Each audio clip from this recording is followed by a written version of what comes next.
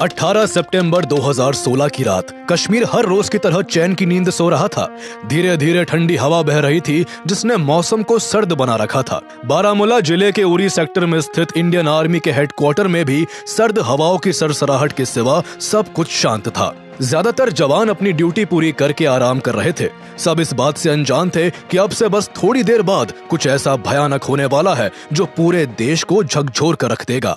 उस रात अपने खतरनाक मंसूबे के साथ जैश-ए-मोहम्मद के 4 आतंकी रात के सन्नाटे में चुपचाप भारतीय सीमा की ओर बढ़ रहे थे। वो एलओसी पर लगी कंटीले तारों की फेंस को काटकर उरी में एंटर कर जाते हैं। वहां से महज 12 किलोमीटर की दूरी पर इंडियन आर्मी का ब्रिगेड हेडक्वार्टर्स बना हुआ था। चारों आतंकियों ने 12 किलोमीटर का यह रास्ता इतनी चालाकी से पार किया कि उनके घुसने की किसी को खबर तक नहीं लगी। ये चारों आतंकी AK-47 राइफल्स और ग्रेनेड से लैस थे, जिनका इरादा यहाँ भारतीय सैनिकों और उनके फ्यूल डंप में रखे सैकड़ों ऑयल बैरल्स को निशाना बनाकर भारी तबाही मचाने का था। आतंकियों ने हमले के लिए ये दिन भी काफी सोच समझ कर चुना था, क्योंकि उस दिन वहाँ बिहार रेजिमेंट और डोगरा रेजिमेंट दोनों की ही बटालियन मौजूद थी। दरअसल इस ब्रिगेड में तैनात रेजिमेंट पीर पंजाल की ऊंची चोटियों की सुरक्षा करती है, जिसे हर 2 साल में किसी दूसरी रेजिमेंट से बदल दिया जाता है। ऐसे में डोगरा रेजिमेंट की 10वीं बटालियन के 2 साल खत्म हो रहे थे और बिहार रेजिमेंट की 6ठी बटालियन उनकी जगह लेने आई हुई थी। नए जवानों को वहां के इलाकों की जानकारी और जरूरी ट्रेनिंग देने के लिए डोगरा रेजिमेंट के जवान भी कुछ और दिनों के लिए उनके साथ रुके हुए थे। इस वजह से वहां सैनिकों की संख्या बाकी दिनों से ज्यादा थी और इसलिए आतंकियों ने हमले के लिए ये दिन चुना था। सैनिकों की ज्यादा तादाद होने की वजह से बिहार रेजिमेंट के कुछ जवान टेम्पररी टेंट में सो रहे थे कि तभी सुबह 5:30 बजे आतंकियों ने उन पर ग्रेनेड्स और गोलियों की बौछार कर दी। केवल 3 मिनट में जवानों के टेंट पर 17 ग्रेनेड्स फेंककर यहाँ भयंकर आग लगा दी गई। कुछ ही समय में उसी आग में बुरी तरह झुलसकर 13 जवान शहीद हो गए। टेंट्स के पास जो फ्यूल स्टोरेज एरिया था, जहां 200 लीटर के सैकड़ों ऑयल बैरल्स रखे हुए थे, वहां भी आतंकियों ने एक ग्रेनेड फेंका, जिससे वहां एक जोर का धमाका हुआ और आग चारों तरफ फैल गई। तभी डोगरा रेजिमेंट के एक 19 साल के जवान की नजर उन चारों आतंकियों पर पड़ी। उन्हें देखते ही वो अकेले ही चारों आतंकियों से भिड़ गया और जल्द ही एक आतंकी को मौत के घाट उतार दिया। इस खूनी हलचल और आगजनी को देख और भी कई जवान वहां पहुंचे, जिन्होंने आतंकियों को निशाना बनाना शुरू कर दिया। अपनी जान बचाने के लिए आतंकी चारों तरफ फैले धुएं का फायदा उठाकर 2nd फ्लोर पर बनी बैरक में जाकर छुप गए। वहां भारतीय जवानों और आतंकियों के बीच लगभग 6 घंटे तक गोलीबारी हुई, जिसमें भारतीय जवानों ने बाकी बचे तीनों आतंकियों को भी मार गिराया। इस पूरे हमले में जहां 18 सैनिकों ने अपनी जान गंवाई, तो वहीं करीब 30 जवान बुरी तरह से घायल हो गए थे। उरी में हुआ ये टेररिस्ट अटैक भारतीय सेना पर अब तक का सबसे बड़ा आतंकी हमला था। अपने 18 जवानों को खोने से पूरा देश सदमे और गुस्से में था। आतंकियों के पास मिले हथियार और GPS सेट साफ गवाही दे रहे थे कि आतंकी पाकिस्तान से आए थे। इसके बाद देश भर में आतंक और पाकिस्तान के खिलाफ ऑल आउट वॉर की मांग जोर पकड़ने लगी थी। इससे 8 महीने पहले 1 जनवरी 2016 को भी पठानकोट एयरबेस पर 6 आतंकियों ने ऐसा ही एक आत्मघाती हमला किया था, जिसमें 6 भारतीय सैनिकों को अपनी जान गंवानी पड़ी थी। एक ही साल में दो आतंकी हमलों से भारत सरकार को समझ आ चुका था कि आतंकियों को उन्हीं की भाषा में जवाब देना पड़ेगा। इसके बाद भारतीय सेना उरी अटैक के जवाब में एक ऐसी सर्जिकल स्ट्राइक को अंजाम देने वाली थी जिसकी गूंज से पाकिस्तान और उसके आतंकियों के होश उड़ने वाले थे। इंडियन आर्मी इस बार वो करने जा रही थी जो इससे पहले कभी नहीं हुआ था। इस बार भारतीय सेना LOC को पार कर दुश्मन को उसके ही घर में घुसकर मौत के घाट उतारने वाली थी। बड़ी खबर आपको बता सेना पर आतंकवादियों ने अब तक का सबसे बड़ा हमला किया है। 4 militants snuck up to the army base. Counter-action, 4 terrorists have been eliminated as we salute the sacrifice of 17 soldiers who were martyred in the operations.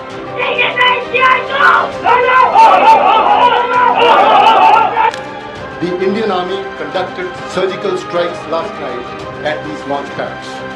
जब कोई टेररिज्म एक्सपोर्ट करने का उद्योग बना करके बैठा हो, मेरे देश के निर्दोष नागरिकों को मौत के घाट उतार दिया जाता हो, तो ये मोदी है, उसी भाषा में जवाब देना जानता है।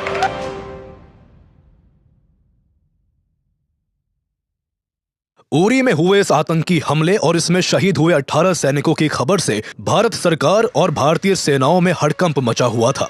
हमले के तुरंत बाद डिफेंस मिनिस्टर मनोहर पारिकर और आर्मी चीफ दलबीर सिंह सुहाग ने श्रीनगर पहुंचकर पूरी स्थिति का जायजा लिया। उस समय लेफ्टिनेंट जनरल सतीश दुआ कश्मीर कोर के कमांडर थे, इसलिए इस हमले की पूरी ब्रीफिंग उन्होंने ही डिफेंस मिनिस्टर को दी। सतीश दुआ इस हमले की वजह से बेहद आहत थे। वो चाहते थे कि सीमा पार से बार बार हो रहे इन आतंकी हमलों का जवाब सैन्य कार्रवाई से दिया जाए। इसलिए उन्होंने डिफेंस मिनिस्टर से कहा कि सर, अगर आप हाँ कह दे तो भारतीय फौज LOC को पार कर आतंकियों और उनके ठिकानों का वो हाल करेगी जो उन्होंने किसी बुरे सपने में भी नहीं सोचा होगा। डिफेंस मिनिस्टर मनोहर पारिकर हर पहलू को ध्यान में रखकर हर एक पॉसिबिलिटी के बारे में जानना चाहते थे। उन्होंने सतीश दुआ से कहा कि सीमा पार इस सैन्य कार्रवाई में वहां के किसी भी आम नागरिक की जान ना जाए और साथ ही इस ऑपरेशन को अंजाम देने वाले किसी भी इंडियन सोल्जर की कैजुअलिटी ना हो। इस पर सतीश दुआ ने जवाब दिया कि आम नागरिकों की सुरक्षा की गारंटी तो दी जा सकती है, लेकिन युद्ध में सिपाहियों की जिंदगी की कोई गारंटी नहीं होती। उरी में अपने जवानों की दर्दनाक मौत से डिफेंस मिनिस्टर भी आतंकियों का खात्मा चाहते थे, इसलिए काफी सोच विचार के बाद उन्होंने मराठी में केवल एक शब्द कहा, बरोबर। जनरल दुआ के लिए इतना जवाब काफी था। अब बस केवल सरकार की तरफ से फाइनल सिग्नल का इंतजार था। इस बीच सेना ने जवाबी कार्रवाई के लिए अपनी तैयारी शुरू कर दी। आतंकी पाकिस्तान से आए थे, इसलिए भारत सरकार पहले पाकिस्तान से इस हमले को लेकर जवाब चाहती थी। इसे लेकर 21 सितंबर 2016 को भारत के then foreign secretary Subrahmanyam Jaishankar ने पाकिस्तान के हाई कमिश्नर अब्दुल बासित को समन कर उरी हमले में पाकिस्तान के शामिल होने के कई एविडेंस दिए, लेकिन हर बार की तरह इस बार भी पाकिस्तान मुकर गया और उसने इस हमले में अपना हाथ होने से इनकार कर दिया। पाकिस्तान बातों से मानने वाला नहीं था, इसलिए भारत सरकार उसे उसी की भाषा में समझाने का मन बना चुकी थी। इसको लेकर प्राइम मिनिस्टर नरेंद्र मोदी ने home minister Rajnath Singh, national security advisor Ajit Doval, defence minister Manohar Parrikar और आर्मी चीफ दलबीर सिंह सुहाग के साथ एक हाई लेवल इमरजेंसी मीटिंग की। इस मीटिंग में तय किया गया कि इस बार इंडियन आर्मी अपने जवानों की शहादत का बदला सीमा पार जाकर दुश्मनों को मौत की नींद सुला कर लेगी। गवर्नमेंट से फुल हैंड मिलने के बाद आर्मी चीफ सीमा पार सर्जिकल स्ट्राइक के लिए जरूरी इंफॉर्मेशन जुटाने में लग गए। पिछले 25 सालों में इंडियन आर्मी ने टेररिज्म से निपटने के लिए POK में एक स्ट्रॉन्ग इंटेलिजेंस नेटवर्क तैयार कर लिया था, जो दुश्मनों पर नजर बनाए रखता था। उरी अटैक के बाद इस नेटवर्क की अहमियत काफी बढ़ गई थी। इसके बाद POK की तरफ से हो रही हर एक्टिविटी की जानकारी इंटेलिजेंस नेटवर्क के थ्रू लगातार भारत पहुंचने लगी थी। यहाँ से मिल रही इंटेल को सैटेलाइट द्वारा खींची गई इमेजेस से वेरीफाई किया जा रहा था, जिसमें सीमा पार दुश्मन के कैंपों की स्थिति, उनके सुरक्षा इंतजाम और आगे भारत की ओर से किए जाने वाले ऑपरेशन के लिए हर एक मुमकिन रास्ते को तलाशा जा रहा था। इस दौरान सैटेलाइट्स और ड्रोन्स की मदद से आतंकियों और उनके लॉन्च पैड्स की संख्या का पता लगा लिया गया। आर्मी की तैयारियों के बीच मीडिया में उरी अटैक को लेकर चर्चा जोरों पर थी, जहां पैनल में बैठे लोग भारत की ओर से किए जाने वाले पॉसिबल ऑपरेशंस पर बात कर रहे थे, जिससे इसकी तैयारी में जुटे अधिकारियों को डर था कि कहीं 26/11 की तरह इस बार भी दुश्मन को यह पता न लग जाए कि भारत कब, कहां और कैसे एक्शन लेगा। दुश्मनों के ठिकानों की पूरी जानकारी जुटाने के बाद 9 पैरा स्पेशल फोर्स और 4 पैरा स्पेशल फोर्स के 25 कमांडोज को सीमा पार इस ऑपरेशन को अंजाम देने के लिए चुना गया, जबकि करीब 150 कमांडोज को LOC के इस पार रहकर अपने साथियों को किसी अनहोनी की स्थिति में बैकअप देने के लिए तैयार किया जाने लगा। इन दोनों यूनिट्स को माउंटेन वॉरफेयर, काउंटर इंसर्जेंसी और काउंटर टेररिज्म के लिए ही ट्रेन किया जाता है, जिससे जब भी देश को किसी ऑपरेशन की जरूरत पड़े तो इसकी प्लानिंग जल्दी से जल्दी की जा सके। सभी कमांडोज को ऑपरेशन के दौरान दुश्मन की नजर और रेडार से बचकर छिपते हुए आगे बढ़ने, LOC के पार अपनी चौकियों पर गश्त दे रहे दुश्मनों को चकमा देने और दुर्गम पहाड़ियों और ऊंचाई वाले क्षेत्रों में सतर्क होकर चलने के लिए हाई ऑल्टीट्यूड नेविगेशन जैसी टेक्निक सिखाई जाने लगी। भारत इन सब में काफी सावधानी बरत रहा था, इसलिए इस ऑपरेशन का ना तो कोई नाम दिया गया और ना ही कोई कोड नेम। भारत नहीं चाहता था कि इस ऑपरेशन से जुड़ी कोई भी इंफॉर्मेशन लीक हो और इसकी खबर पाकिस्तान को लगे। इसी वजह से सेना की तरफ से सतर्कता इतनी थी कि इस ऑपरेशन की तैयारी के दौरान कोई भी ऑफिसर पावर पॉइंट प्रेजेंटेशन तक नहीं दे सकता था, और जहां भी कमांडोज को कोई चीज समझाने के लिए डायग्राम की जरूरत पड़ती तो उसे वही बनाकर तुरंत मिटा दिया जाता था। इसके बाद POK की ज्योग्राफिकल कंडीशन से जवानों को वाकिफ करवाने के लिए इस ऑपरेशन की मॉक एक्सरसाइज मैप के जरिए करवाई जाने लगी। उरी अटैक के बाद केवल एक हफ्ते के अंदर भारतीय जवान दुश्मन को मुंह तोड़ जवाब देने के लिए तैयार थे। कमांडोज की सारी तैयारियां पूरी हो चुकी थी। उन्हें अब कार्रवाई करने के लिए केवल आदेश की जरूरत थी। आर्मी चीफ सही दिन के इंतजार में थे। उस दौरान यूएन के जनरल असेंबली का सेशन भी चल रहा था और फॉरेन मिनिस्टर सुषमा स्वराज 25 सितंबर को यहां स्पीच देने वाली थी। इसलिए सेना ने अपने ऑपरेशन को 3 दिन और होल्ड करने का फैसला किया। 26 सितंबर की रात सीमा पार करने के लिए मॉक ड्रिल की जाने लगी और जवानों को पीओके में मौजूद लॉन्च पैड्स को ध्यान में रखकर प्रिपेयर होने को कहा गया। ये लॉन्च पैड्स पीओके में वो आतंकी ठिकाने थे जहां से पाकिस्तान सैकड़ों आतंकवादियों को ट्रेन कर सालों से भारत पर हमले करवा रहा था। आतंकियों के इन लॉन्च पैड्स पर भारत की खुफिया एजेंसियां हफ्ते भर से नजर बनाए हुए थी। कुछ लॉन्च पैड्स एक दूसरे के करीब 500 मीटर की दूरी पर थे और पाकिस्तान की इंटेलिजेंस एजेंसी आईएसआई और पाकिस्तान आर्मी द्वारा ऑपरेट किए जा रहे थे। सभी टीम अपने अपने कामों में जुटी हुई थी और इस दौरान ही उन्हें पता लगा कि इन लॉन्च पैड से कुछ दूरी पर पाकिस्तान आर्मी की 8 पोस्ट्स है। उरी अटैक के वक्त यहां पाकिस्तान की तरफ से काफी हलचल देखी जा रही थी, लेकिन हमले के बाद उन सभी पोस्ट में पाकिस्तानी आर्मी की तरफ से कोई एक्टिविटी नहीं थी। इसलिए भारतीय सेना इन्हें फिर से एक्टिव होने से पहले ही यहां ऑपरेशन को अंजाम देना चाहती थी। कमांडोज द्वारा लगातार कई दिनों की जबरदस्त तैयारी के बाद आखिरकार 28 सितंबर का दिन आ गया। सर्जिकल स्ट्राइक के लिए 28 सितंबर की रात का वक्त चुना गया। इसकी जानकारी सेना और सरकार के केवल कुछ ही चुनिंदा लोगों को दी गई। एक ही समय पर भारत की 2 यूनिट्स पीओके के अंदर एक दूसरे के करीब 250 किलोमीटर की दूरी पर ऑपरेशन को अंजाम देने वाली थी। इसलिए सभी कमांडोज को सबसे पहले हेलीकॉप्टर से एलओसी के पास पहुंचाया जाना था। इस ऑपरेशन के लिए पीओके के भिम्बर, केल, हॉट स्प्रिंग और लीपा में सिचुएटेड 7 लॉन्च पैड्स की निशानदेही की गई थी, जो एलओसी से लगभग 3 किलोमीटर की दूरी पर थे। पीओके के अंदर दाखिल होते ही दोनों यूनिट्स को 3 से 4 टीमों में डिवाइड होकर इन टारगेट्स तक पहुंचना था। ऑपरेशन से पहले कुछ रिकॉनिसेंस पार्टीज को उन जगहों की रेकी के लिए आगे भेजा गया जिनका काम ऑपरेशन को अंजाम देने वाली दोनों यूनिट्स को आगे के खतरों से अवेयर करवाकर उन्हें सुरक्षित रास्ता प्रोवाइड करना था। ऐसे में इन पार्टीज को लग रहा था कि उन्हें रात के वक्त लौटने के आदेश दे दिए जाएंगे, लेकिन ऑपरेशन के शुरू होने के बाद उन्हें मेन टीम के साथ मर्ज कर आगे बढ़ने का आदेश दिया गया। इस डिसीजन के चलते ऑपरेशन में शामिल कमांडोज की संख्या बढ़ गई, जिससे वो और भी ज्यादा इफेक्टिवनेस और कोऑर्डिनेशन के साथ अपने मिशन को अंजाम दे सकते थे।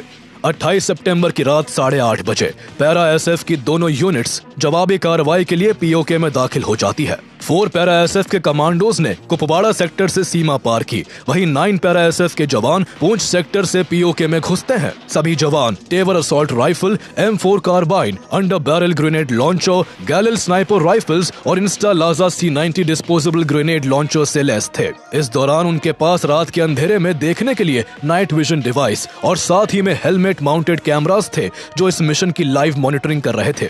इसके अलावा एक ड्रोन भी कमांडोज के साथ साथ चल रहा था जो इस पूरे ऑपरेशन की डायरेक्ट फीड कमांड सेंटर तक पहुंचा रहा था। पीओके में एंटर करते ही दोनों यूनिट्स के सभी कमांडोज पूरी सावधानी से अपने अपने रास्ते पर आगे बढ़ रहे थे, क्योंकि थोड़ी सी भी चूक पूरे ऑपरेशन को फेल कर सकती थी। सभी कमांडोज को इंटरसेप्शन से बचने के लिए रेडियो कम्युनिकेशन की सख्त मनाही थी। इसके बजाय उन्हें शॉर्ट रेंज के वॉकी टॉकी का इस्तेमाल करना था। कमांडोज इतने हाईली स्किल्ड थे कि ऐसी सिचुएशन में भी उन्हें तालमेल बैठाने में कोई दिक्कत नहीं आ रही थी। कुछ दूर चलने के बाद पहली यूनिट एक ऐसे मोड़ पर पहुंची जहां से टारगेट वाली जगह के लिए 2 रास्ते जाते थे। एक रास्ता छोटा था, लेकिन वो एक गांव के बहुत नजदीक से होकर जाता था, जबकि दूसरा रास्ता थोड़ा लंबा था लेकिन ज्यादा सूटेबल था। इसकी इंफॉर्मेशन कमांड सेंटर तक पहुंचाई गई, जहां मौजूद ऑफिसर सही रास्ते के चुनाव को लेकर कंफ्यूज थे कि कमांडोज को किस रास्ते से आगे बढ़ाया जाए। समय तेजी के साथ निकलता जा रहा था और फैसला जल्दी लेना था, इसलिए तय हुआ कि लंबे रास्ते को तरजीह दी जाए, क्योंकि गांव वाले रास्ते में अगर कमांडोज को देख एक कुत्ता भी भौंक देता तो पाकिस्तानी आर्मी को भारतीय कमांडोज की लोकेशन का पता चल सकता था और एक झटके में सारा प्लान चौपट हो सकता था। इसके बाद सभी कमांडोज पैदल ही दूसरे रास्ते पर आगे बढ़ते रहे। इसी रास्ते को फॉलो करते हुए थोड़ी देर बाद सभी घने जंगल में दाखिल हो गए, जो काफी डेंजरस था और जहां आतंकी जमीन के अंदर माइंस बिछाकर रखते थे। कठिन परिस्थितियों के बावजूद कमांडोज एक एक कदम फूंक फूंक कर रख रहे थे। अब उन्हें बस एक ही चीज का इंतजार था और वो था अपने साथियों का इंतकाम, जिसे जल्द ही दुश्मन अपनी जान देकर चुकाने वाले थे। सभी कमांडोज अपनी अपनी पोजीशन लेने के लिए आगे बढ़ ही रहे थे कि तभी पाकिस्तान की आर्मी पोस्ट की तरफ से उस एरिया को लाइट अप करने के लिए इल्यूमिनेशन राउंड्स फायर शुरू हो गए। पूरा इलाका रोशनी से जगमगा उठा। ये देखकर भारतीय कमांडोज के पैर जहां थे वहीं रुक गए। सभी के दिल में एक ही डर था कि अगर देख लिए गए तो कहीं पूरा ऑपरेशन चौपट ना हो जाए। ऐसी सिचुएशन में उन्हें तुरंत ऑपरेशन की शुरुआत करनी पड़ती, जिसके लिए वो अभी सही पोजीशन में नहीं थे। दरअसल ये पाकिस्तान की तरफ से एक रूटीन राउंड्स फायरिंग थी, जिसे हर रात दोहराया जाता था ताकि वो रात के वक्त अपने दुश्मनों की ओर से होने वाली किसी भी एक्टिविटी को पहले से भांप सके। कुछ देर के इंतजार के बाद अचानक पाकिस्तान की ओर से ये इल्यूमिनेशन राउंड्स फायरिंग रुक गई, लेकिन यूनिट कमांडर ने सेफ्टी को इंश्योर करने के लिए 20 मिनट और इंतजार करने का निर्णय लिया। इसके बाद पहली यूनिट 2 हिस्सों में बंटकर अपने अपने टारगेट की ओर बढ़ने लगी। रात के घने अंधेरे में भी उनके हौसले 7वें आसमान पर थे और दिल में देश के लिए कुछ बड़ा कर गुजरने की तमन्ना थी। सभी कमांडोज पेट के बल रेंगते हुए दुश्मन के लॉन्च पैड के करीब आ गए थे। रात ढलने को थी, अंधेरा छटने लगा था और टारगेट खुली आंखों से सामने दिखाई दे रहा था। बस देरी थी कमांड सेंटर से ऑपरेशन को शुरू करने के ग्रीन सिग्नल की। पूरे ऑपरेशन को भारत में बैठकर मॉनिटर कर रहे आर्मी के कमांड सेंटर ने टारगेट पर अटैक की मंजूरी दे दी। तभी पहली यूनिट के कमांडर ने अपने नाइट विजन डिवाइस से लॉन्च पैड्स के पास पहरा दे रहे 2 आतंकियों को डिटेक्ट कर लिया।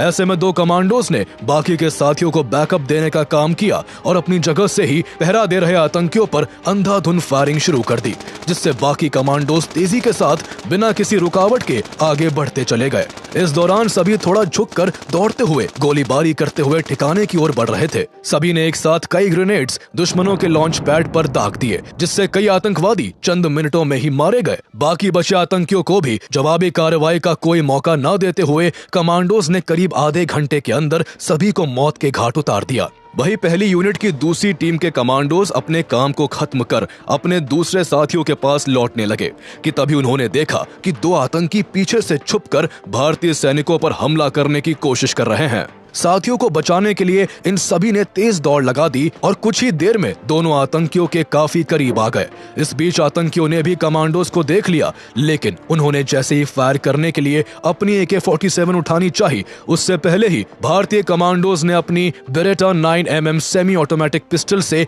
अंधाधुंध फायरिंग कर दोनों को वही मिट्टी में मिला दिया। पहली यूनिट अपने इरादों में सफल हो चुकी थी। टीम लीडर ने इस ऑपरेशन में शामिल अपनी यूनिट के सभी साथियों को काउंट किया। सभी एकदम सुरक्षित थे।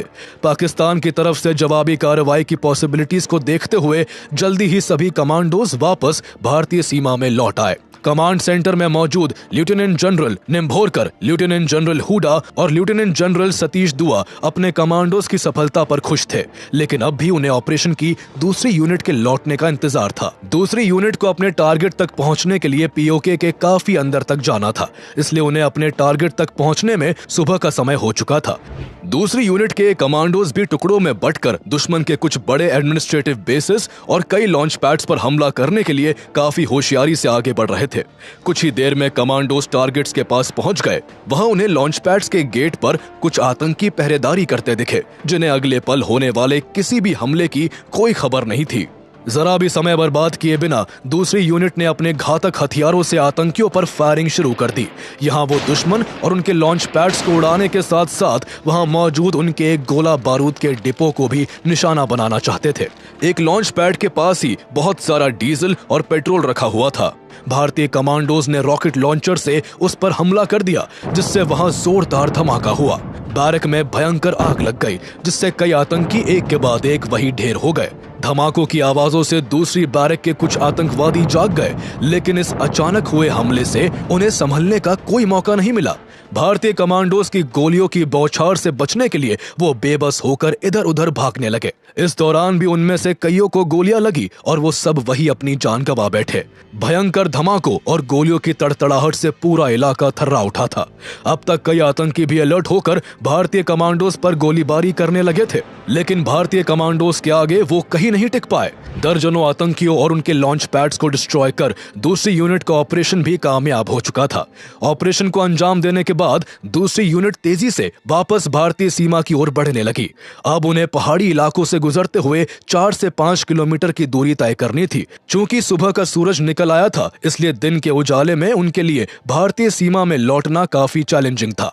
उधर भारत में कमांड सेंटर में मौजूद ऑफिसर्स काफी चिंतित थे और उनके मन में तरह तरह के सवाल उठने लगे थे। उन्हें डर था कि कहीं भारत के ऑपरेशन की खबर लगते ही पाकिस्तान अपनी एयरफोर्स का इस्तेमाल ना कर ले। ऐसे ही कई अंदेशों के बीच तेजी से लौट रहे कमांडोज में से एक का पैर लैंडमाइन पर पड़ गया, जिसमें 2 कमांडोज घायल हो गए। हालांकि चोट ज्यादा गंभीर नहीं थी, इसलिए बाकी के कमांडोज ने उन्हें सहारा देते हुए बिना रुके भारतीय सीमा की ओर बढ़ना जारी रखा। LOC के पास भारतीय सीमा में बैकअप टीम के पैरा कमांडोज अपने साथियों के लौटने का बेसब्री से इंतजार कर रहे थे। कुछ ही देर बाद उन्हें LOC की तरफ बढ़ते कमांडोज दिखाई देने लगे। वो बस LOC के पास पहुंचने ही वाले थे कि तभी पाकिस्तान की तरफ से गोलीबारी की जाने लगी। बैकअप टीम ने अपने साथियों को सेफली एंटर कराने के लिए तुरंत आगे बढ़कर मोर्चा संभालते हुए पाकिस्तानी सैनिकों पर भयंकर फायरिंग शुरू कर दी। इस गोलीबारी में पाकिस्तान के 2 सैनिक मारे गए, जबकि कई सैनिक बुरी तरह जख्मी हो गए। भारतीय कमांडोज के इस दमदार एक्शन के चलते बाकी पाकिस्तानी सैनिक भी उल्टे पांव लौटने को मजबूर हो गए। इससे दूसरी यूनिट भी भारतीय सीमा में सुरक्षित लौटने में सफल रही। पूरे ऑपरेशन के दौरान भारत की तरफ से एक भी कैजुअलिटी देखने को नहीं मिली।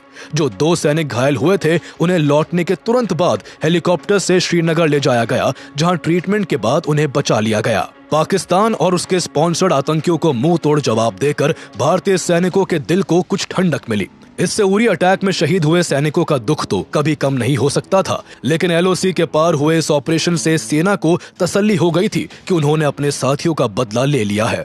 सभी के चेहरे पर खुशी थी और उनके आंखों में देशभक्ति की भावना साफ झलक रही थी। ऑपरेशन में शामिल सभी पैरा SF कमांडोज ने एक दूसरे को गले से लगाकर अपनी खुशी जाहिर की।